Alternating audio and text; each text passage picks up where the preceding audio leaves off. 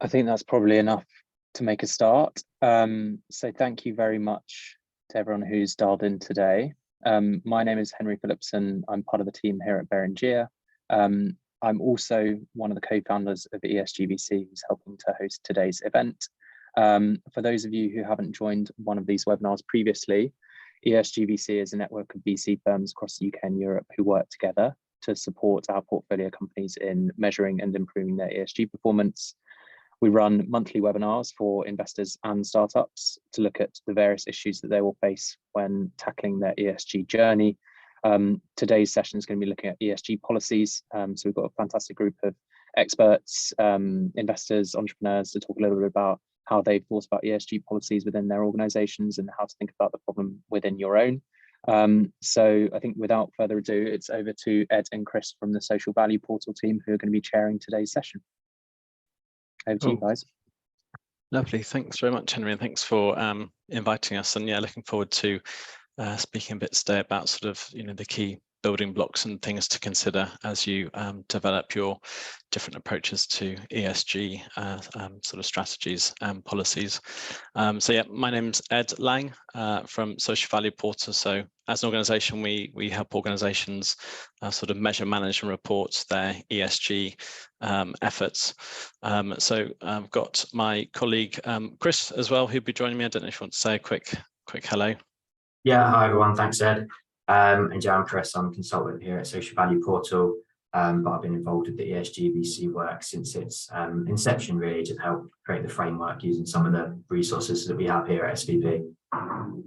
Great, and it's not just us two, we've also got some other experts, friends and peers contributing today. So I'm going to get the first name wrong, so forgive me, Michelle, but I've got Michelle Landprecht from Head of Corporate Affairs at Cambridge Innovation Capital, who's got some brilliant experience working with your organisations. So Michelle will be contributing, and then we're lucky enough to have two peer stories to bring to life some of the different considerations that we'll chat through. So we've got Ed Maxim, who's the Head of Health Safety and Operations at CMR Surgical, and Margot Vitale, who's Head of Operations at Plank Hardware as well. And we're going to leave 10 minutes at the end for sort of a bit of Q&A. So whilst we're going through some of the content, please do sort of share your questions through the chat, and we'll try and make sure there's time to, for all of us who are participating to try and share some thoughts. Right, so let's get started.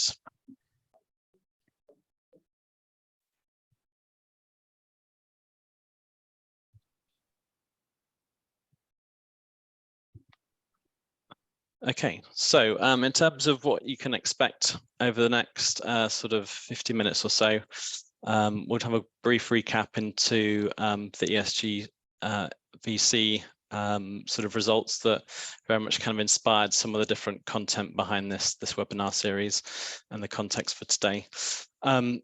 Obviously, a lot of the questions some of you may have been faced with before is why have a dedicated approach to ESG? So there's a few sort of key reasons that we feel it's really important, and also the benefits that you can realise through doing so. We've then got these 5 kind of key building blocks that we feel are the essential steps to first take, and really trying to break it down that this can be some quite small, simple steps we feel is the best way to start. You don't have to start with kind of complexity at all. We'll then talk about how to sort of communicate that policy once it's been defined, and as I mentioned, a couple of peer stories. So I think it's over to you, Chris. Yes, absolutely. So just as Henry mentioned early on, ESGBC is a 2-pronged project, really. So you can have the first slide, please, Ed. We have the measurement framework, which we obviously make available for free, and hope as many young companies, portfolio companies as possible complete on an annual basis. But then we also have this knowledge sharing program, which is all the webinars that have been hosted this year, and that's obviously what we're looking at today. And at the back end of last year, we conducted a big measurement and data collection exercise to try and get a snapshot of what portfolio companies were thinking about when it came to ESG and sustainability. Just pulled out a couple of stats here just to try and show the thinking behind the webinar today. So on the left-hand side, we have the top 3 most targeted sustainability improvements that portfolio companies wanted to do over 2022. So in environment, we've got policies around carbon and net zero reporting, but in governance, we had put an ESG or social value policy in place. So clearly quite high profile, and a lot of portfolios companies thinking about how they can communicate the good that they do, how they can start putting those governance processes in place. And then just a couple of stats that relate to some of the things that we might be talking about today. So we had 77 portfolio companies saying they wanted to put or introduce an ESG policy. We've also got a high focus on corporate ethics and discussing sustainability at board level, which we'll talk about when it comes to how you govern and own sustainability. So that's sort of the thinking behind why this webinar is what it is, and a few things that we'll be going into today. Brilliant. So, and it's great to see that obviously that ambition is clearly there. So some of this may well be preaching to the converted, but there's a whole plethora of studies out there in the market around actually why doing good business makes good sense. And it's something that even us as a small organization, perhaps like lots of you, the first thing that a lot of the best candidates will ask us is, they want to understand how working with an organization can sort of secure them a job that has a bit of a purpose behind it. So clearly employees are wanting to work for an organization that is doing good, and obviously having a clear direction of ESG is a clear way to sort of demonstrate that to current future staff to retain and attract their best talent. Anticipating the market, clearly ESG is a hot topic. A lot of senior leaders are very much expecting that trajectory will continue and that companies will continue to sort of take responsibility for various different sort of social economic issues, because they very much have that sort of capability and capacity to support society. And then lots of different stats around sort of supporting the growth of organizations, the sort of the reputation and brand value that customers and colleagues hold against organizations. And then clearly, as we're here today, investors have a very sort of deep agenda to ensure that their money is going to responsible organizations. So yeah, there's a whole host of reasons and studies that demonstrate that having a solid approach to ESG can help an organization realize lots and lots of benefits. So what are these sort of 5 building blocks that we feel when we work with organizations that are important to sort of consider and address as part of defining that overall approach? So we want to talk about sort of how you can almost get that initial group of stakeholders together. Clearly not one individual can sort of do this on their own, very much a coalition of the willing. We want to talk about, and Michelle introduced the concept that some of you may well have sort of done some reading into, which is materiality and really understanding what's meaningful to you.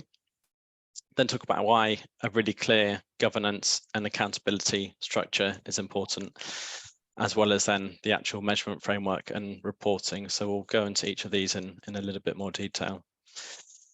So to start with, identifying stakeholders, and appreciate anyone watching may be at sort of different stages of this journey, but just the importance of starting with the right people at the right time, if you like. And the first part of that is definitely to secure the buy-in of the senior leaders, the chief exec, the MD, because ultimately they should be the individual responsible for all ESG efforts. So definitely important to get them on board from the very start. And beyond that, there'll obviously other senior decision makers, as well as those that are very passionate about different ESG issues, as well as that some of those senior leaders might be already.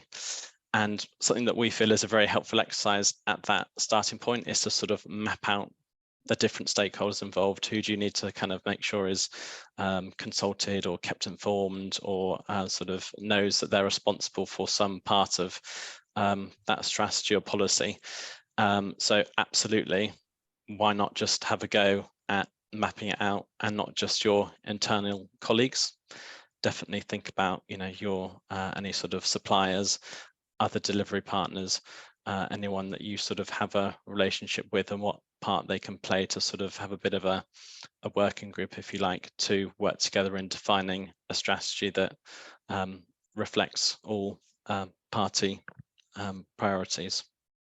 So definitely the first step, getting the right people on board from the start. Okay, thanks very much, Ed. I'm going to speak very briefly about materiality assessments. So what are materiality assessments? Well, simply, a materiality assessment is a tool that you can use to identify and prioritize ESG issues that are material to your organization. This will help you focus your efforts on issues that are important to your business. And this is, for me, as someone who works with our portfolio companies, this is really important. People sometimes get lost in all the different factors of E, S, and G and don't know where to start. And also a lot of companies, particularly startup companies, are focused on getting their product to market and have limited resources. So we would always recommend starting with this type of assessment to understand where should you focus your efforts.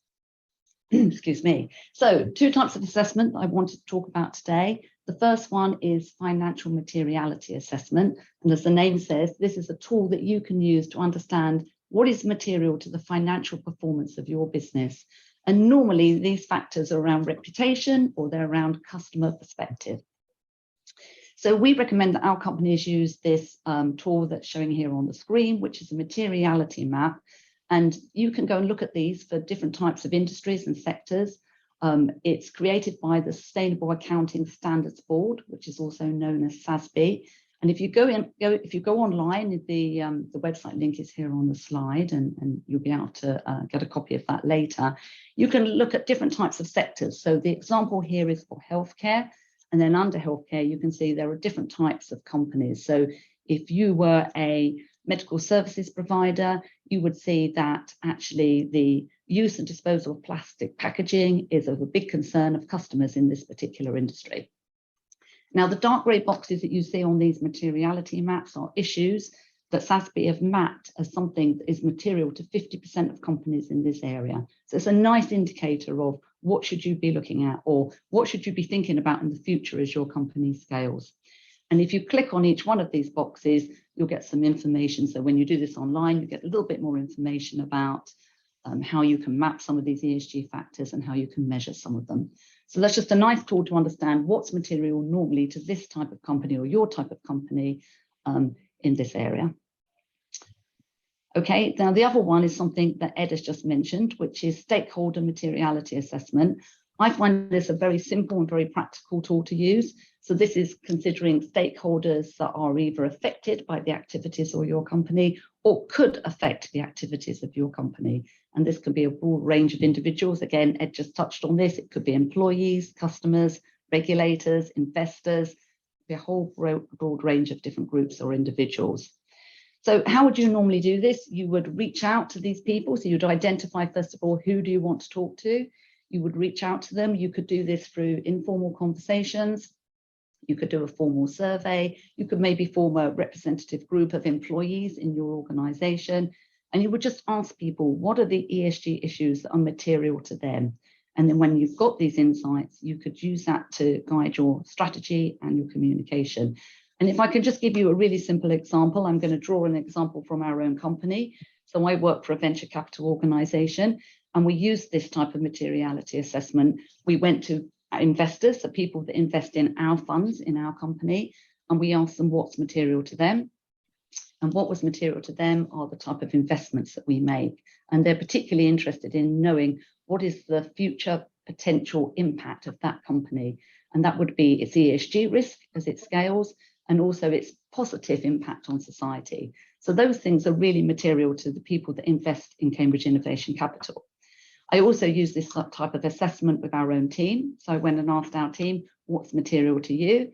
And a lot of people told me diversity, equity, and inclusion is very important. And they came up with a whole range of really great suggestions that we are now working our way through, and also mapping our carbon footprint and reducing our carbon emissions. So just as a quick example, it's a really useful exercise. It's very simple, but it kind of gets to the heart of the matter. Thanks, Ed. Brilliant, thank you. So identified your stakeholders, you've got a good understanding of the different sort of meaningful and material issues to you and your wider stakeholders. So what's next? So definitely really trying to be very, very clear within your organization. How might you govern and hold who you're going to hold accountable to, you know, sort of doing something about those material issues that have been highlighted. So firstly, you know, no doubt everybody within the organization, however large or small, will be able to have a part to play in sort of, you know, how your organization demonstrates their ESG efforts.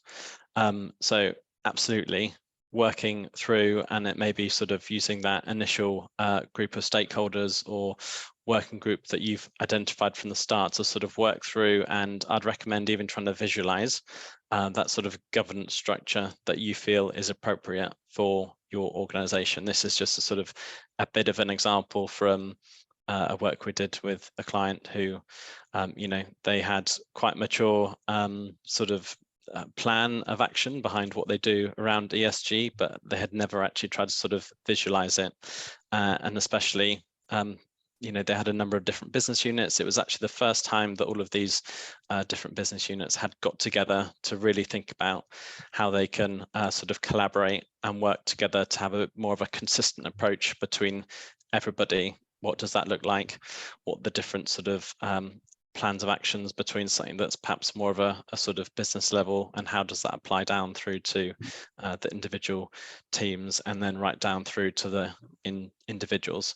So that's definitely something, if you've not had an opportunity to do it, it's a great kind of workshop exercise to do with your colleagues, and then the output is hopefully something very kind of clear and transparent around who is responsible for what. And as part of this, you could even kind of take it that little step further, list out every job role within the organization and really try and distill down in a few sentences the sort of the different types of responsibility each individual has. You know, who's responsible for capturing some of the carbon data, perhaps, who's responsible for trying to lead different sort of other initiatives within the organization. So a very worthwhile exercise I'd definitely really recommend. And it could even filter through to how you, you know, sort of manage that going forwards, and making your expectation very, very clear with colleagues. So why not, you know, once you've got that list of responsibilities, start adding it into job descriptions, putting it into sort of, you know, your job descriptions, to ensure that everyone joining your company sort of has those same expectations as well. So yeah, an exercise I'd recommend. So moving on to the fourth building block. Yes, and I think this is one for me. So I think at SVP, it's fair to say that we're big believers in what you measure, you manage. So it's understanding, first of all, what's important to you. So like Michelle went through, there's probably certain areas of sustainability that are most relevant to your businesses. So it's understanding how you can be transparent in those areas. So when you come to look at measurement, or potentially a measurement framework, there's lots of fantastic resources out there. So you do have some off-the-shelf measurement frameworks, if you like. So the likes of SASB, available online, ESGBC, of course, the B Corporation assessment. So something maybe a little bit towards the more mature companies, or even the Global Reporting Initiative, just to get a basis of foundation. But there's also a lot to be said around just working out what is most important to you and reporting in a way that you are comfortable in.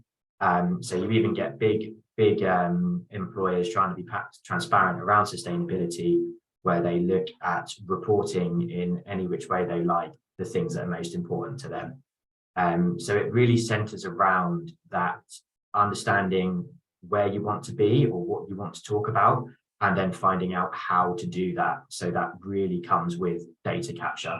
So it's great to understand that obviously plastic reduction or plastic use is an important part to our business, but how do we measure that? How do we communicate that? Is it about the tons of plastic that we're using? Is it about the percentage of our plastic use that comes from a recycled basis? So you have to think about what's important, but that sustainability area's reportability, if you like. How can you actually capture that, and how can you measure that? So a good principle for the measurement area is copy and steal and use whatever's out there. There's great sort of, I'm sure there's companies in your sector that are maybe slightly more established that will have these kind of reports that you can look at.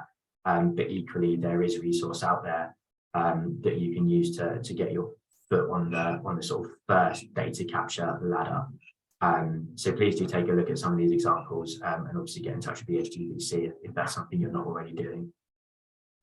And for the fifth block, follow straight on from the measurement. So this is how do you communicate and who to. So there's a lot of different ways that you can think about this and look at this.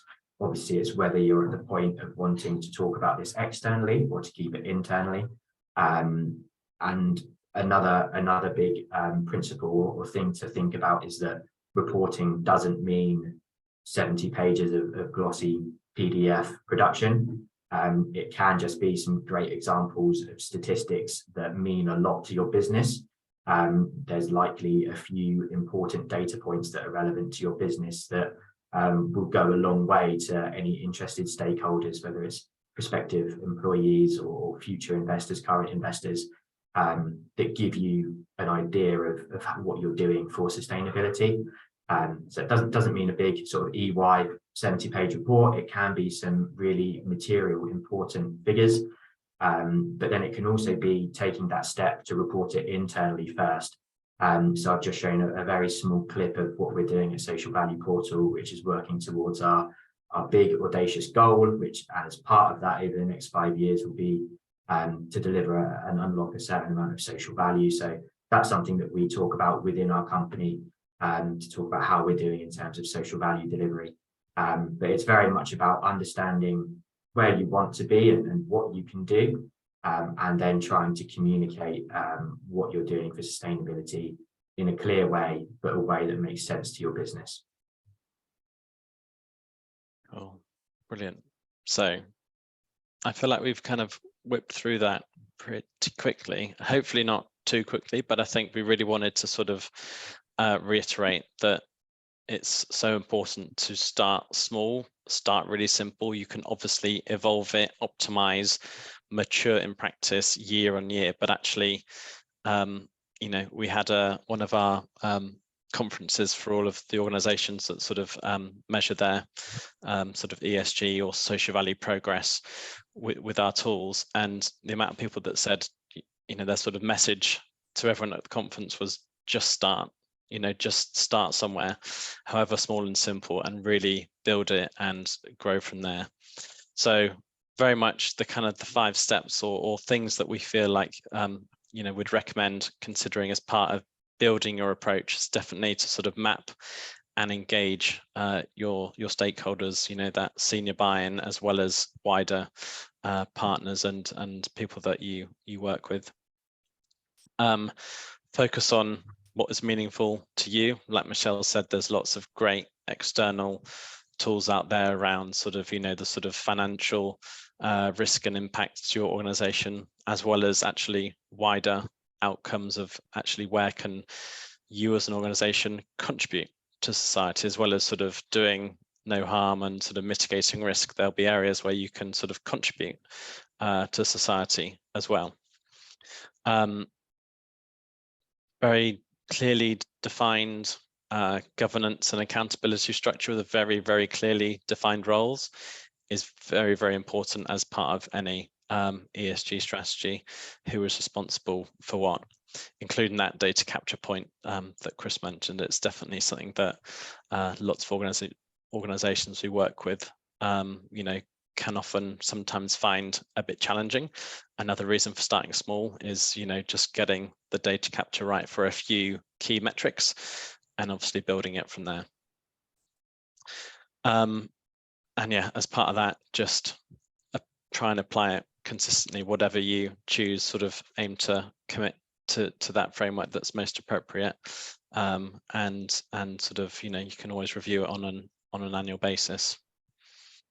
And then finally, sort of reporting wise, whether you go for sort of a longer, more detailed report at some point, or start relatively simply, whatever you do it transparently, and obviously very, very conservatively. Obviously, sort of, greenwashing is well known as a real thing to do everything you can to try and avoid, but any sort of social washing, whether that's the next sort of version of it, I think definitely just really be very, very conservative and transparent in how you're reporting the metrics that you sort of have arrived at. So there are 5 key steps, and that sort of, that can take a bit of time to figure out and work through with colleagues and engage the different partners, but that's kind of, once that bit is done, often we find the policy, which we recommend is kind of the external articulation of your approach to ESG, almost writes itself once you've done a lot of that sort of initial thinking and planning. So in terms of then, once you've done that, you've got a sort of clear idea of your direction, who's responsible, what issues you're going to focus on, how you're going to measure it and report it. Actually, drafting the policy tends to be sort of perhaps the easier part of that process.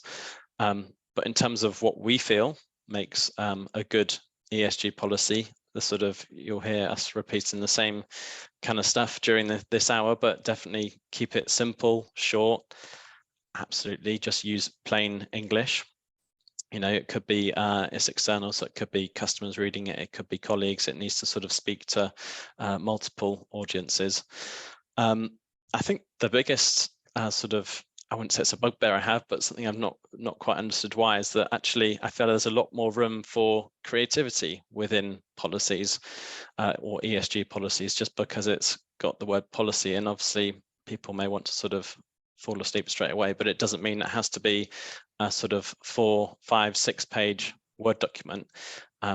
Some of these examples we're showing here, it could be a sort of a little mini website, or part of your web page. It could be a series of kind of visuals or diagrams, or a few key stats. Why couldn't you sort of show your policy as a short video clip or animation? So I think definitely be creative. Part of this is simply communicating what you as an organization are doing across the environmental, social and governance space. It doesn't have to be a short, written, relatively dull Word document, even if that's one sort of manifestation of it. There's other ways it can be communicated.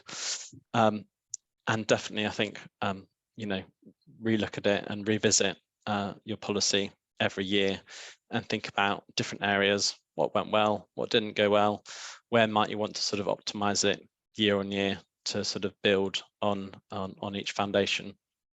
But in terms of a very, very basic starting point, the sort of absolute bare bones of the sort of the content within the policy, however it manifests itself, definitely, sort of clearly state the aims and what priorities within the different sort of material issues you're going to focus on, and what you're going to do about it. Clearly, you might want to sort of include some detail on the different implementation plans you have for it, whether that includes kind of, the data capture, or the governance structure, or who, what roles are responsible for what sort of material issue, and what you're doing in that space. I'd definitely encourage you to sort of clearly state what ESG measurement framework you are committing to for that reporting period. And then again, sort of very clearly who is responsible. So they're the sort of the key components or bits of content, if you like, that we recommend feature in an ESG policy. So we've got a nice chunk of time left. So actually, Ed and Margot, if you want to spend a little bit longer kind of expanding on some of your own stories to sort of about how you maybe went through these steps or any other steps, then you're very welcome to, because I think, you know, I definitely think this part will be the most impactful, bringing these concepts to life. So without further ado, Ed, I'll welcome you up. Yeah, thanks, Ed. Hi, everyone. So first of all, who is CMR Surgical? It'd be wrong for me to start any presentation without a little bit of a pitch about who we are. So we're a med tech company that make surgical robots that perform keyhole surgery. I can't go into a lot more detail than that because it's too technical for me. So moving on, Ed, to the next slide. Just a little bit about me. So I'm the head of health, safety and sustainability at CMR Surgical. I've been with the company just over a year now. And prior to that, I spent 2 decades working in offshore oil and gas, where sustainability and environment weren't necessarily top of our agenda. So to go from blowing up oil rigs in the North Sea to saving people's lives is a big step for me. Ed, moving on, please. So like many companies, we are on an ESG journey, and it is a journey. We're nowhere near where we'd like to be. And going back to some of the stuff that Ed and the guys were talking about earlier, the first thing we did was set our North Star. What is it we're trying to achieve? Now at CMR Surgical, we have a vision of transforming surgery for good. And within the health, safety and sustainability department, we set this as our vision, zero harm. And it basically means that we do not accept that our people or our planet should be harmed because of what we do. We got our C-suite together, discussed that, and all agreed. And the reason I think it's really important to get the key stakeholders on board, if we're not all facing the same direction before we start our journey, we'll eventually end up in different places. And our C-suite are no different to any others. They have an understanding of what they want to achieve. But unless it's communicated and shared, we'll all end up going in different directions. Next slide, please, Ed. So I could talk for hours about our pathway. I promise I won't. So I'll try and keep it as brief as I possibly can. I thought it's probably easier to describe this as a journey and our pathway. So we have our North Star, zero harm. We have commitment. We know what we're trying to achieve through zero harm to people and planet. The next thing we really needed to understand was, where are we? Everybody had different views about our starting point. But again, with any journey, if you don't know where you are, how on earth are you going to go to the direction you want to go to? So we did a gap analysis. We didn't do an audit because nobody likes being audited. But asking, where are we? What are we doing? Is a much softer approach. And we got some really great information from our teams of people. Okay. The next key bit, again, as Ed and Chris have been talking about, was stakeholder engagement. At CMR, we've established a number of employee resource groups, ERGs, that focus on diversity, inclusion, social impact, social mobility, charity work, environment, etc. And the heads of function are held account. So I sit on the environmental group, and every month I have to present to our workforce. What are we doing? How are we performing? And what's happening next? And I'm held to account on that. The teams will say, what are we doing about this? What are we doing about that? How are we going to approach this issue? Okay. What gets measured becomes important. I think Ed and Chris both mentioned that. When I joined CMR, we didn't have any real KPIs on sustainability or safety, which is my bag.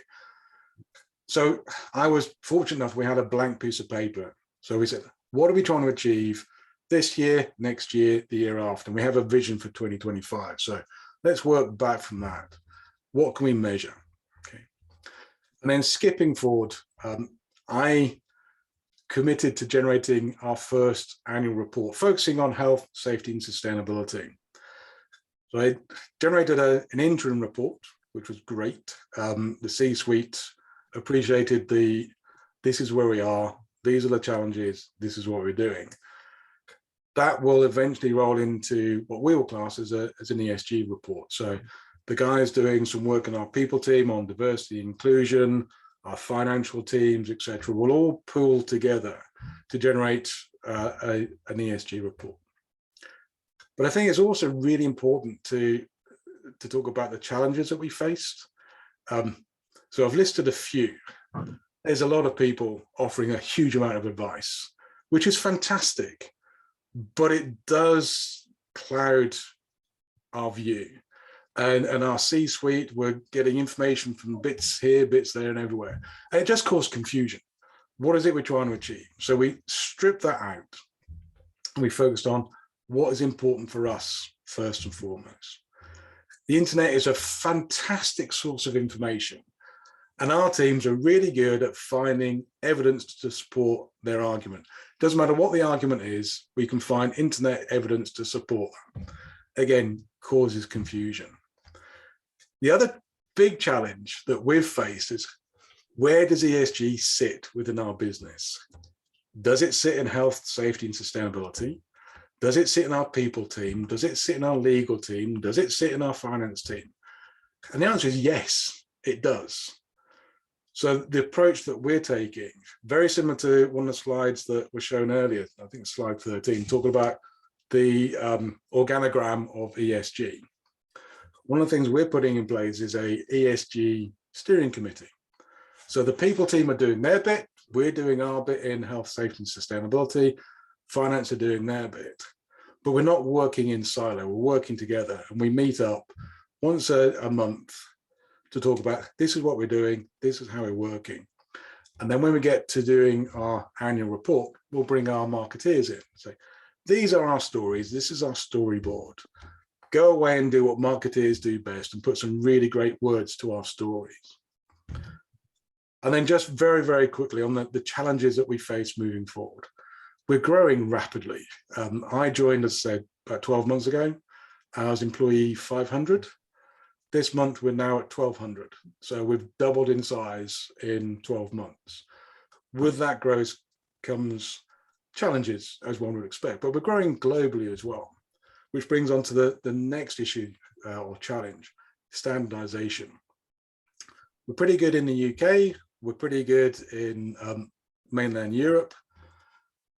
We're breaking into markets in Far East Asia, Latin America, etc. Everybody has a different view about ESG. Some no views at all. So to bring that level of standardization, this is CMR Global, is brilliant for us.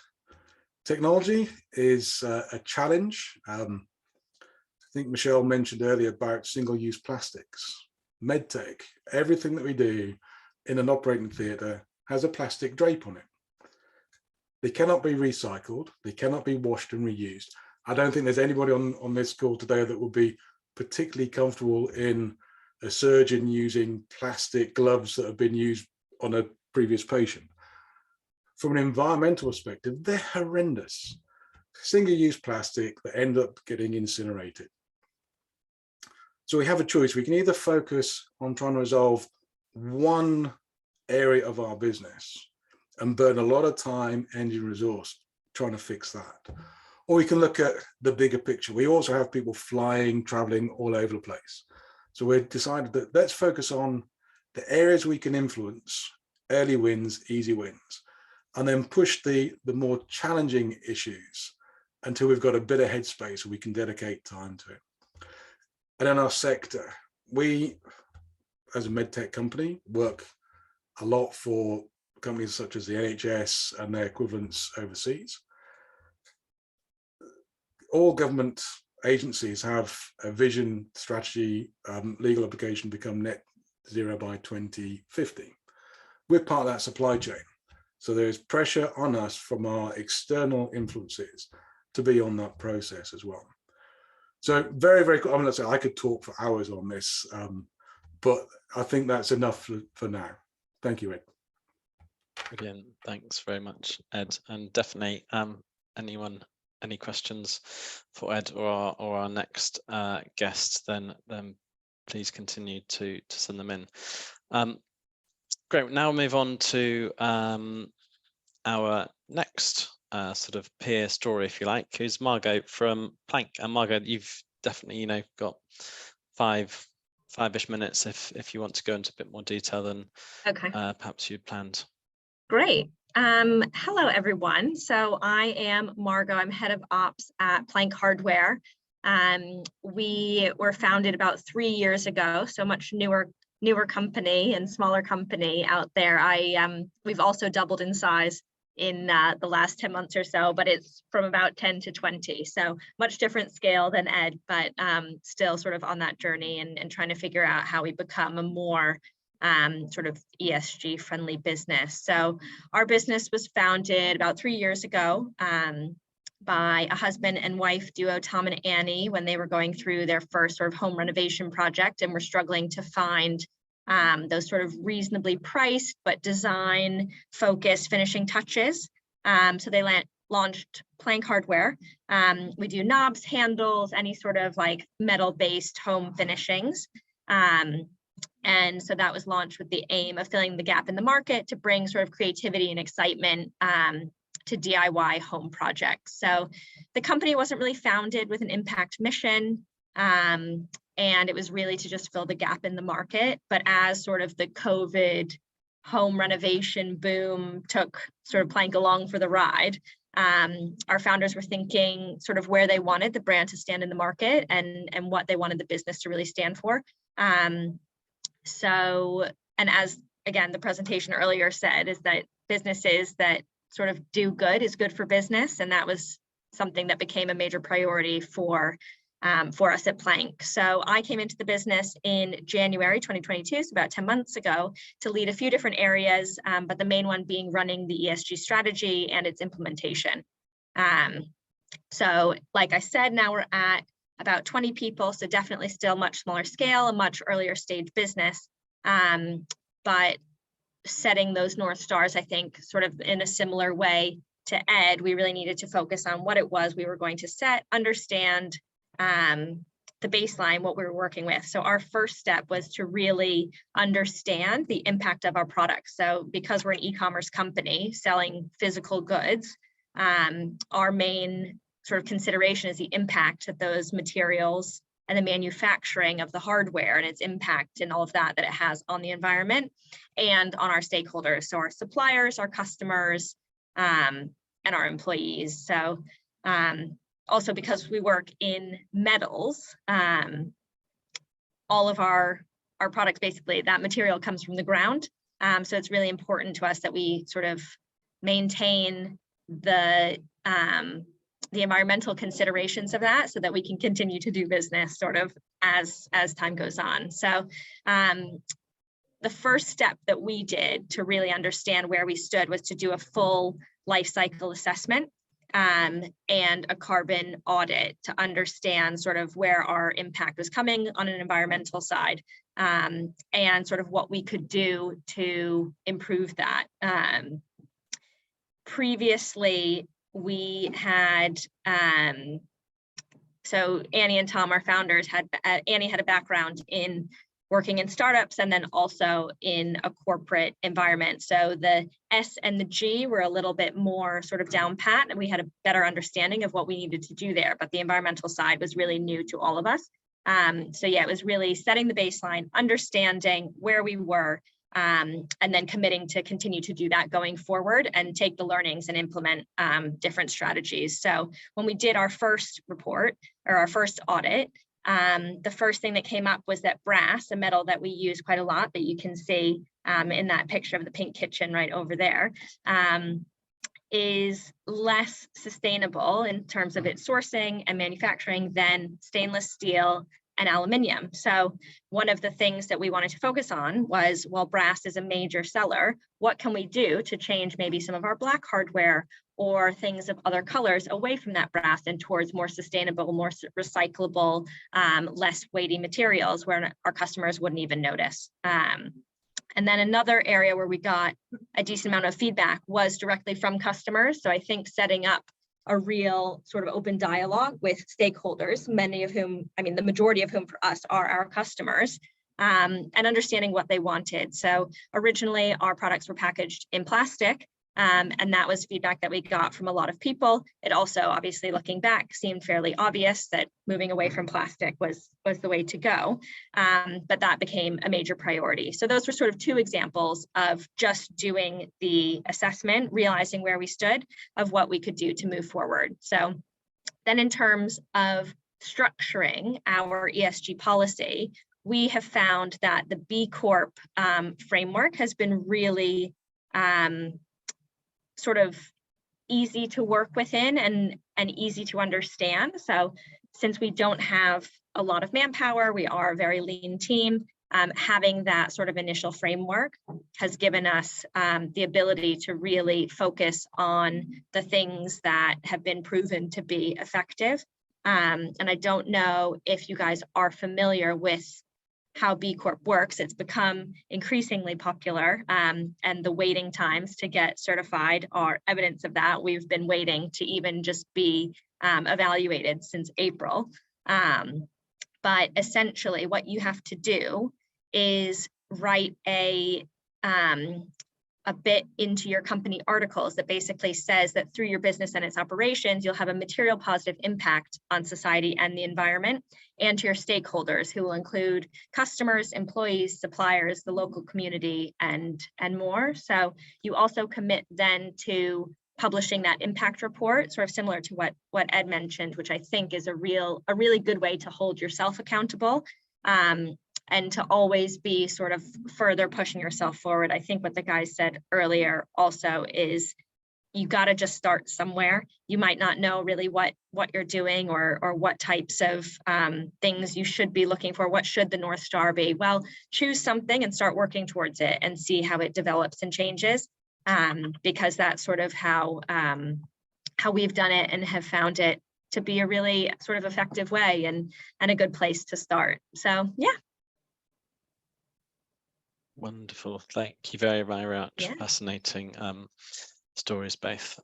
So we're going to move on to sort of the Q&A. And it looks like there are some number of questions already. Chris, I don't know if there's any that have sort of that you want to pose to anyone first. Yeah, I will grab one very, very quickly, just because I thought it was an interesting, do you see ESG as risk or strategy? I didn't know if any of the panel had a quick view on that, but I think something from my side was that I very much see ESG starting as risk or regulation, and your sustainability is more like your strategy. So it's almost like you start looking at maybe modern slavery in your supply chain, offering, maternity and paternity leave, something like that, something that's a bit more regulation and there's risk of regulation harm. And then things about your North Star and community engagement and going above and beyond and additionality as your strategy. So it's almost like it starts as risk, but develops into strategy. If anyone else has a different view, that would be great.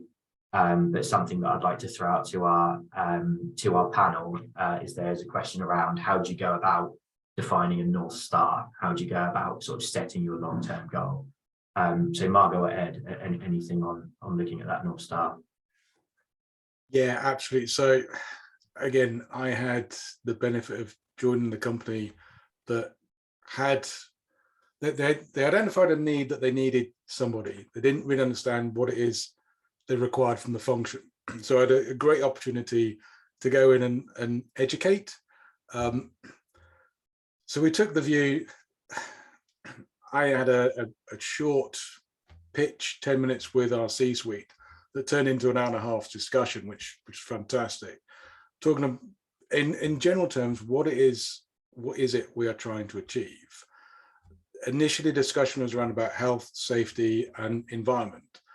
And that came to, okay, so what are we actually trying to get to?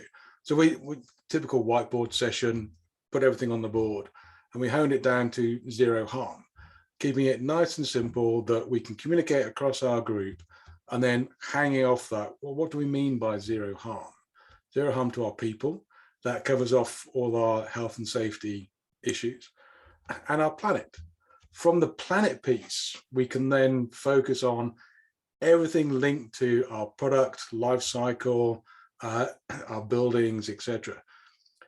And it made it really simple for us to then communicate that through to our workforce. And I like the point about the policy.